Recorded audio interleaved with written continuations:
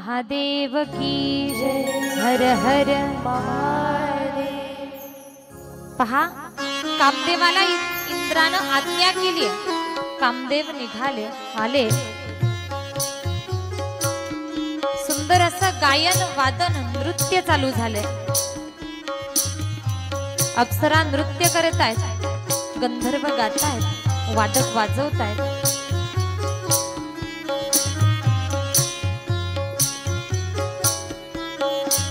अगदी 5 मिनिट झाले, 10 मिनिट झाले, अर्धा तास झाला, 1 तास गेला, 2 तास, 3 तास, 1 दिवस, पूर्ण 1 दिवस गेलाय, तरी सुद्धा नारदांवरती या सगळ्याचं काहीच परिणाम होत नाहीये। कामदेव काळजीत पडले, अरे करावं काय? राग आला कामदेवांना।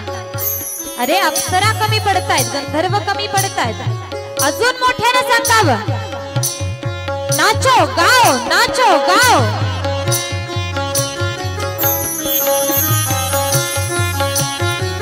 अप्सरा अजून अगदी नाना परीने नृत्य करतायत। नृत्य करून करून अप्सरांचे पाय दुखायला लागले। पहा, हातपाय सुजले। गंधर्व सुद्धा अगदी नव्या ताकदीनं गातायत। अगदी आलाप तान्यांसहित गायन करावं। गायन करून करून घसे कोरडे पडले। वादकांचेही वाजवून वाजवून बोट फुटले, पण तरी सुद्धा काहीच परिणाम नारदांच्या तपावरती होत नाहीये। नारदांचं तप भंग व्हायला तयार नाही। कामदेवांना आता अजून भयंकर राग आला आणि रागात कामदेव अप्सरा, गंधर्व आणि वादक यांना म्हणतात, थांबा, चालते व्हा, चालते व्हा म्हटले। नाही, तुम्ही नका जाऊ, तुम्ही गेलात तर कथा बंद पडेल। अप्सरा, गायक, वादक यांना चालते व्हा सांगितलं। सगळे निघून गेले। कामदेव निराश होऊन, नाराज होऊन इंद्राकडे येतायत, परततायत आणि सांगतायत, राजन क्षमा करा, तुमच्या आज्ञेचं पालन मला करता आलं नाही। मी अपयशी ठरलो, मी असमर्थ ठरलो। तुम्ही काहीतरी दुसरा मार्ग निवडा, काहीतरी दुसरा उपाय करा, मला नारदांचं तपभंग करता आलं नाही। इंद्र काळजीत आहे, अरे नारदाचं तप भंग करायचंय। ज्या कामदेवानं ब्रह्मावरती विजय मिळवला, विष्णूवरती विजय मिळवला, महादेवांवरती सुद्धा विजय मिळवला, कुणालाही सोडलं नाही, हा कामदेव नारदांसमोर अयशस्वी ठरलाच कसा? याचं कारण थोडंसं वेगळं होतं। पहा, ते कारण असं, एका वेळेला ज्या ठिकाणी आज नारदजी तप करतायत, त्याच ठिकाणी भगवान भोलेनाथ एकेकाळी तप करत होते। भगवान भोलेनाथ तप करत होते आणि झालं असं, त्या ठिकाणी कामदेव आले। भोलेनाथांना राग आला की माझं तप भंग करण्याचं काम हा कामदेव करतोय। रागात येऊन, क्रोधात येऊन भगवान भोलेनाथांनी कामदेवाला शाप दिला की तू जळून खाक होशील, जळून जाशील, भस्म होशील। सुंदर असा श्लोक आला, पहा, अत्रैव शंभुनाकारी सुतपश्च स्मरारिणा, अत्रैव दग्धस्तेनाशु कामो मुनी तपोपह। कामदेवांना भगवान भोलेनाथांनी त्याच ठिकाणी भस्म केलं। पण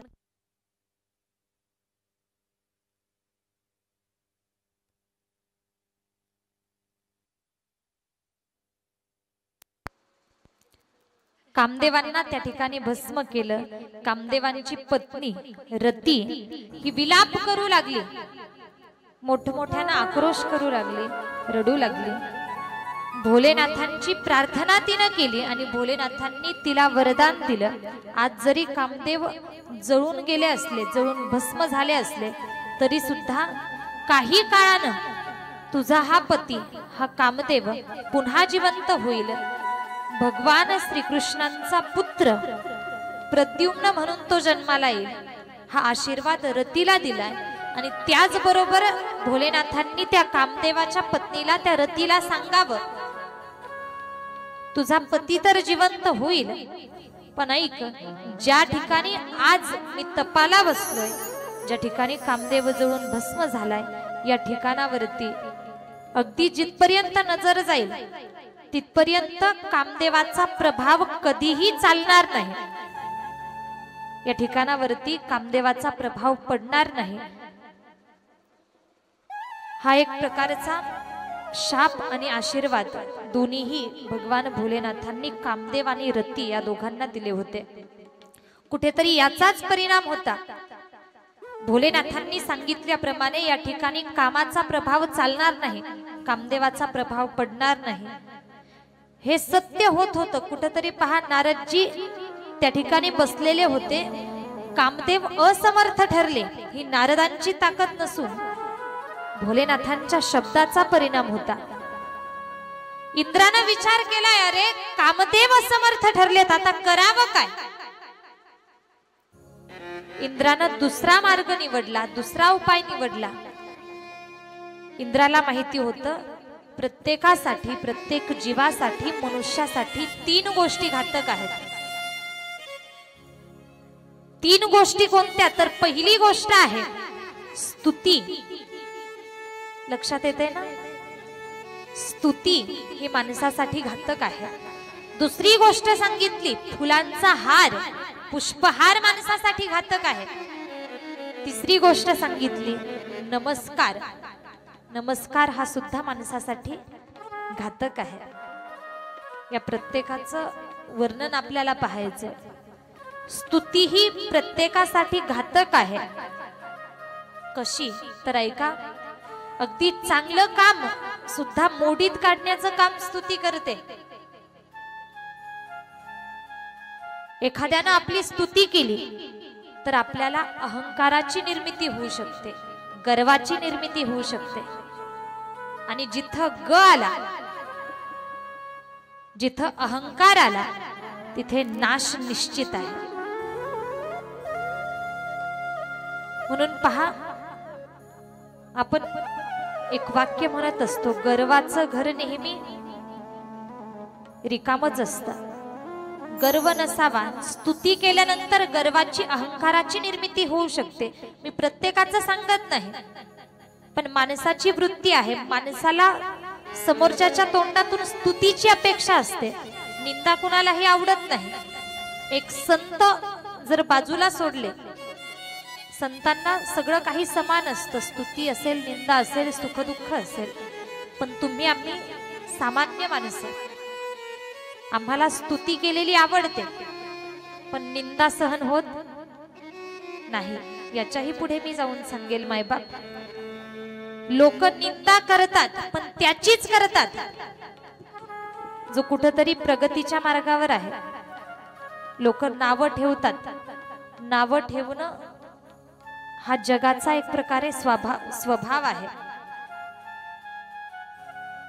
एखादा जर चांगलं काम करतोय, त्याला लोक नाव ठेवणार, यानं असं करायला नको होतं, यानं हे काम जर असं केलं असतं तर अजून चांगलं झालं असतं।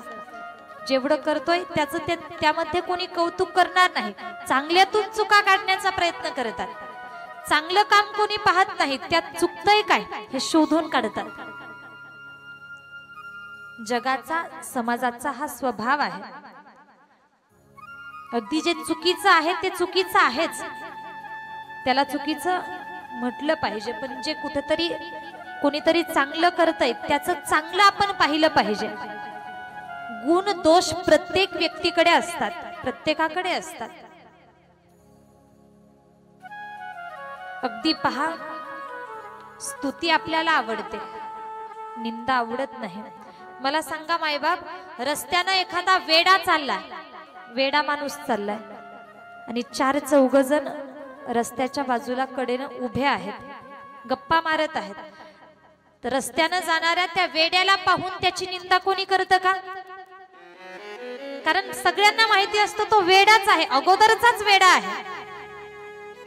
पण या उलट हे चार चौघ रस्त्याच्या बाजूला उभे आहेत आणि त्याच रस्त्यावरून अगदी एखादा व्यक्ती कडक इस्त्रीचे कपडे घालून अगदी थाटामाटात चालला, त्याची निंदा लोक त्याच्याबद्दल काहीतरी बोलणार. म्हणजे मला सांगायचं एवढं की वेड्याची जशी कोणी निंदा करत नाही, शहाण्याचीच निंदा होते. लोक आपली निंदा करतात ना, काहीतरी चुका शोधून काढतात ना, लक्षात घ्यायचं आपण कुठेतरी प्रगतीच्या मार्गावर आहोत, आपली प्रगती व्हायला लागली. प्रत्येक गोष्टीतून काहीतरी शिकता येतं आणि प्रत्येक गोष्टीतून एक सकारात्मक भावना आपण घेतली पाहिजे, सकारात्मक विचार मिळवले पाहिजेत, प्रत्येक गोष्टीतलं चांगलं शोधलं पाहिजे. स्तुती आणि निंदा पहा, स्तुती प्रत्येकाला प्रिय आहे. ही स्तुती अहंकाराकडे घेऊन जाते. एक उदाहरण मी तुम्हाला देईल. चांगली कामं मोडीत काढण्याचं काम ही स्तुती कशी करते पहा. एक सुंदर अशा मूर्त्या बनवणारा मूर्तिकार आहे, सुंदर सुंदर मूर्त्या बनवतो. अगदी त्यानं एखाद्या व्यक्तीची मूर्ती बनवावी, एका बाजूला मूर्तीला उभं करावं आणि एका बाजूला माणसाला उभं करावं. एका बाजूनं मूर्ती, दुसऱ्या बाजूनं माणूस, आणि तिसऱ्या कोणाला तरी विचारावं, अरे यातली मूर्ती कोणती आणि यातला माणूस कोणता ते शोध सांग. तर समोरच्याला ओळखताही येणार नाही की मूर्ती कोणती आणि माणूस कोणता. एवढा तो आपल्या कलेमध्ये निपुण आहे, एवढा मूर्त्या घडवणारा मूर्तिकार. आणि एका वेळेला व्हावं असं की त्याला नेण्यासाठी काळ आला, यम आला, आणि यमाची चाहूल या मूर्तिकाराला लागली. पहा बरं, यमाची चाहूल लागली. लक्षात आलं यम आपल्याला नेण्यासाठी आलाय, यमाच्या तावडीतून सुटायचंय. काय करावं? उत्तर त्या माता वर्ग, यमाच्या तावडीतून सुटता येतं का? अय महिला मंडळ, झोपल्या नाहीत ना? झोपू नका बर का. कधी कधी होतं असं, आम्ही अनेकदा दिवसाच्याही कथा करतो आणि रात्रीच्या कथा सुद्धा करतो. लोक रात्री जागून कथा ऐकतात, पण दिवसाच्या कथेमध्ये निद्रा देवी प्रसन्न होते. तसं काही होऊ देऊ नका बरं. हा मूर्तिकार, यम आल्याची चाहूल लागली आणि पहा, यमावरती विजय मिळवण्याचा प्रयत्न करतो. यमाला परत पाठवायचं ठरवलं आणि यमाला आजपर्यंत कुणीही परत पाठवू शकलं नाही. यमाच्या तावडीतून कुणालाही सुटता येत नाही. मरण हे अटळ आहे, मरण ठरलेलं आहे. ज्या दिवशी आपण जन्माला येतो त्यावेळेला जन्म तर होतोच, पण मरण सुद्धा निश्चित झालेलं असतं. या मूर्तिकारानं ठरवलंय की अरे यमाला परत पाठवू, यमाच्या नजरेतून सुटायचं, आणि म्हणून यानं अगदी प्रयत्न सुरू केले. काय करावं तर स्वतःच्या कलेचा वापर केला. हुबेहूब स्वतः सारख्या 4 मूर्त्या बनवल्या. 4 मूर्त्या बनवल्यात. यम आलेला आहे म्हणून त्या 4 मूर्त्यांच्या मधोमध 5वी मूर्ती म्हणून हा मूर्तिकार उभा राहिला. 5वी मूर्ती म्हणून हा मूर्तिकार उभा राहिला. यम त्या ठिकाणी आला, सगळीकडे शोधलं, अरे मूर्तिकार दिसत नाहीये, कुठे गेला असेल हा मूर्तिकार? यमाच्याही लक्षात येत नाही की या 4 मूर्त्यांच्या मध्ये 5वी मूर्ती म्हणून दडलेला हा मूर्तिकार आहे. यमाला लक्षात येत नाही, सगळीकडे पाहिलं पण मूर्तिकार दिसत नाहीये. मग शेवटी त्या मूर्त्यांकडे आला आणि त्यानं जणू काही विचार करावा, अरे याच 5 मूर्त्यांमधला एक मूर्तिकार असला पाहिजे, कारण बाकी कुठे तर तो नाही. यामध्येच मूर्तिकार आहे हे कळतंय, पण नेमका कोणता मूर्तिकार आहे, मूर्ती कोणती, मूर्तिकार कोणता, लक्षात येईना झालं. बराच वेळ प्रयत्न केला, त्याच ठिकाणी उभा राहिला, पण यमाच्याही लक्षात येईना. आणि शेवटी यमदेव कंटाळून कंटाळून भगवान विष्णूंकडे गेले. विष्णूंना गाठलं, त्या ठिकाणी जाऊन सांगू लागले, प्रभू त्या मूर्तिकाराचा काळ जवळ आहे, मृत्यू जवळ आहे, पण तो लपून बसलाय, सापडतच नाही. त्यानं स्वतः सारख्या काही मूर्त्या बनवल्यात, त्यातली मूर्ती कोणती, मूर्तिकार कोणता हे माझ्या लक्षातच येत नाही. तुम्ही चला या कामामध्ये त्या मूर्तिकाराला ओळखण्यासाठी तुम्ही मला मदत करा. आता यमदेवासहित भगवान विष्णू खाली, दोघ जण आले. भगवान विष्णू आहेत, यमदेव आहेत. विष्णूंनी प्रयत्न करावा, मूर्ती कोणती मूर्तिकार कोणता, तरी भगवान विष्णूंच्याही लक्षात येत नाही. भगवान विष्णूंना माहिती होतं की स्तुती केल्यानंतर माणूस भारावतो. भगवान विष्णूंनी स्तुती करायला सुरुवात केली. विष्णू म्हणतात, अरे किती सुंदर सुंदर मूर्त्या या मूर्तिकारानं बनवल्यात, किती सुंदर मूर्त्या घडवल्यात. जर तो मूर्तिकार इथे असता ना, तर मी त्याला नक्कीच काहीतरी मौल्यवान वस्तू बक्षीस म्हणून दिली असते. ऐकलं हे मूर्तिकारानं, जसं ऐकलं तसं लगेच बोलायला सुरुवात केली, प्रभू प्रभू मी इथंच आहे, काय मौल्यवान वस्तू बक्षीस म्हणून द्यायची ते द्या मला, मी इथंच आहे. स्तुती केली भगवान विष्णूंनी आणि जे लपवायचं होतं ते उघड झालं. मूर्तिकार बोलला. आणि आता इथे पुढे काय, यमदेवानं लगेच नेलं. पहा, अगदी चांगली कामं, ठरवलेलं काम मोडीत काढण्याचं काम ही स्तुती करते. मग या स्तुतीला कधी भुलायचं नाही. दुसरी घातक वस्तू, घातक गोष्ट सांगितली, फुलांचा हार, पुष्पहार. फुलांचा हार गळ्यामध्ये आल्यानंतर सुद्धा अहंकाराची निर्मिती होऊ शकते, गर्वाची निर्मिती होऊ शकते. अगदी पाहिलं तर पहा, या शब्दाच्या अगदी नावातच अर्थ दडलेला आहे. हार, फुलांचा हार. ज्याच्या समोर हार मानल्याशिवाय तो गळ्यात जात नाही, तो हार. लक्षात येतंय का? अगोदर फुलांचा हार जर गळ्यात घ्यायचा असेल तर अगोदर खाली वाकावं लागतं, मान खाली करावी लागते, तेव्हा तो गळ्यात जातो. त्याच्या समोर अगोदर हार मानावी लागते. असा हा फुलांचा हार गळ्यात आल्यानंतर सुद्धा गर्वाची निर्मिती होऊ शकते. त्यानंतर तिसरी गोष्ट सांगितली जी तुमच्या आमच्यासाठी घातक आहे, नमस्कार. नमस्कार सुद्धा घातक आहे. अगदी चार चौघांमध्ये आपण बसलोय आणि कोणीतरी येऊन आपल्याला हात जोडावेत, आपली स्तुती करावी, आपल्याला नमस्कार करावा, यामध्ये सुद्धा कदाचित अहंकाराची निर्मिती होऊ शकते. एखाद्यानं आपल्याला मोठेपणा दिला, एखाद्यानं नमस्कार केला, मग माणसानं लगेच अहंकारामध्ये जाऊ नये किंवा अहंकार माणसाला होऊ नये. अहंकाराचा खूप मोठा तोटा आहे, हे मी तुम्हाला मनानं सांगत नाही. जगद्गुरु तुकोबाराया अहंकार झाला, अहंकार झाला, अहंकार झाला, अहंकार झाला, अहंकार झाला,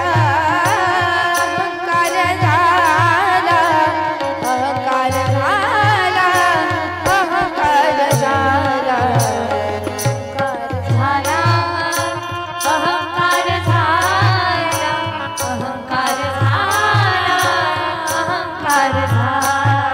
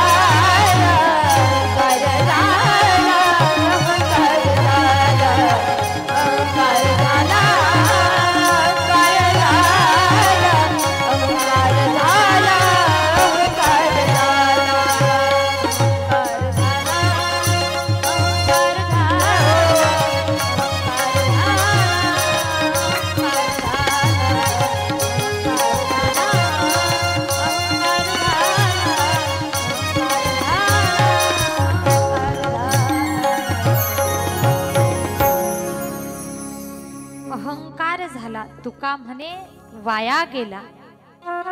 तुकोबाराय सांगतात, ज्याला अहंकार झाला ना, जिथे गर्व आला ना, समजायचं तो वाया गेला. या उलट सुद्धा तुकोबारायांनी सांगितलं, म्हटले अहंकार गेला तुका म्हणे देव झाला. ज्याचा अहंकार नाश पावला, ज्याच्याकडे गर्व नाही, अहंकार नाही, तो एक प्रकारे देव आहे. अहंकार गेला तुका म्हणे देव झाला. किंवा नम्र झाला भूता तेने कोंडिले अनंता. तुमचा आमचा जर विचार केला तर आम्हाला नम्रता आवडते. पहा, अहंकारी व्यक्ती आपल्याला आवडतो का? अहंकारी माणूस, गर्विष्ठ माणूस आम्हाला आवडत नाही. आपल्याला जर अहंकारी व्यक्ती आवडत नसेल तर त्या भगवंताला कसा आवडणार? आम्हाला आवडत नाही, मग देवाला कसा आवडणार? देवाला सुद्धा गर्विष्ठ व्यक्ती किंवा अहंकारी कोणीही आवडत नाही. नम्र झाला भूता तेने कोंडिले अनंता. नम्रतेच्या बळावरती देवाला सुद्धा आपण एक प्रकारे आपलंसं करू शकतो. अगदी स्तुती, फुलांचा हार आणि नमस्कार या तीन गोष्टी घातक सांगितल्या, कारण अहंकाराची निर्मिती करून देतात आणि नाशाच्या मार्गाने घेऊन जातात. प्रत्येकाचं मी या ठिकाणी सांगत नाही. इंद्राला माहिती आहे सामान्य माणसासाठी या तीन गोष्टी घातक आहेत. इंद्रानं या तीन गोष्टींचाच वापर करायचा ठरवला.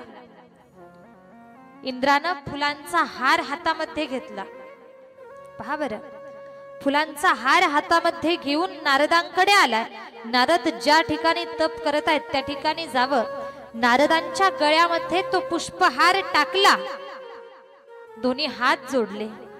हात जोडून नारदांची तोंडानं स्तुती चालू केली. नारदजी, तुम्ही सर्वश्रेष्ठ भक्त आहात, तुम्ही एकनिष्ठ भक्त आहात. अहो, ज्या कामदेवावरती ब्रह्मा विष्णू महेश किंवा आम्ही अनेको देव आम्हाला विजय प्राप्त करता आला नाही, त्या कामदेवाला तुम्ही परत पाठवलं. स्तुती करतो इंद्र. नारदजी, तुम्ही खरंच महान भगवत भक्त आहात. तुमच्यासारखा श्रेष्ठ भक्त विश्वात नाही. जशी स्तुती केली, नारदांना अहंकार झाला. नारदजी या स्तुतीला भुलले गेले. नारदजी विचार करतात, अरे खरंच मी कामाला परत पाठवलंय, कामदेवाला पराजित करून परत पाठवलंय. याचं कारण मी तुम्हाला मगाशी सांगून गेले. कामदेव परत गेले. कामदेवाचं सामर्थ्य त्या ठिकाणी चाललं नाही. ही नारदांची ताकद नव्हती, तर त्या भूमीची ताकद होती, महादेवांच्या शब्दाची ताकद होती. पण नारदांच्या ही गोष्ट लक्षात येत नाही, हे माहिती नाही. नारदजी भ्रमित झाले. अरे मी कामदेवाला परत पाठवलं. अहंकार निर्माण झाला आणि हेच इंद्राला पाहिजे होतं.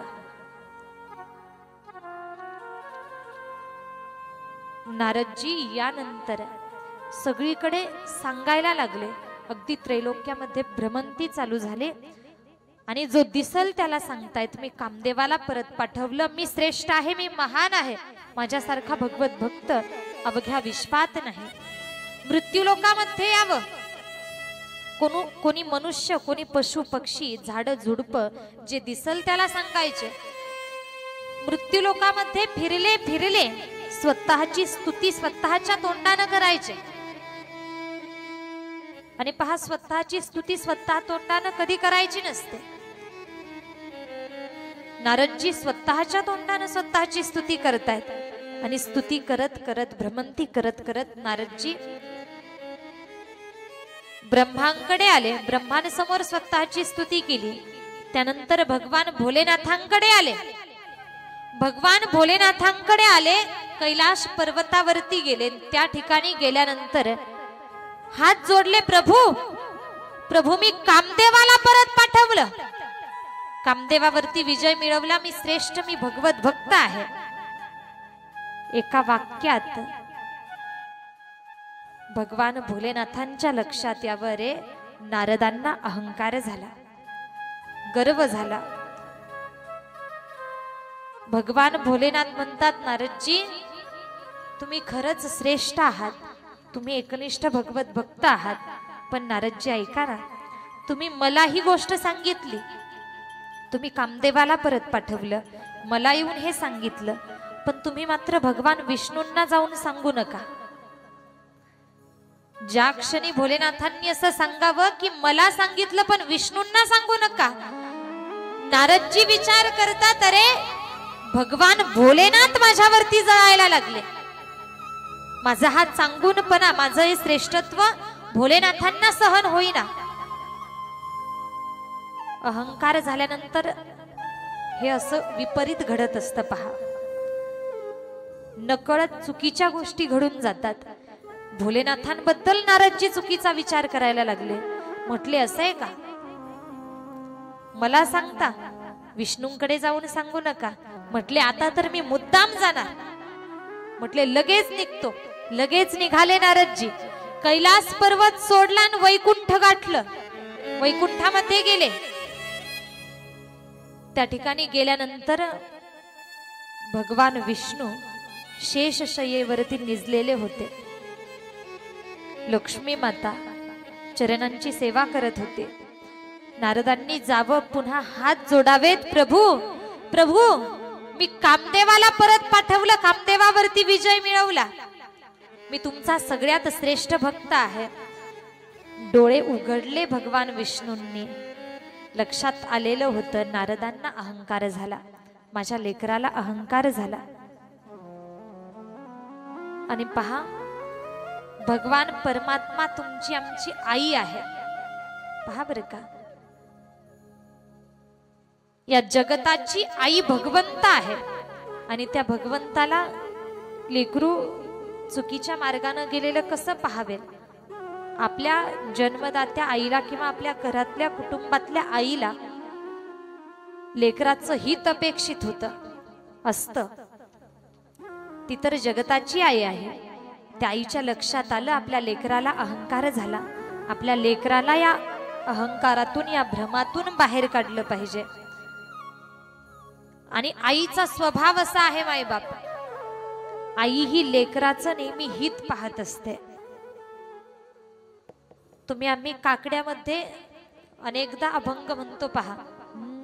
लेकुराचे हित, लेकुराचे हित, लेकुराचे हित, लेकुराचे हित,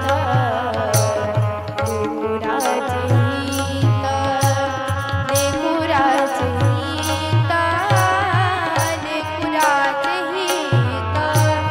लेकुराचे हित, लेकुराचे हित, लेकुराचे हित, लेकुराचे हित, लेकुराचे हित, लेकुराचे हित.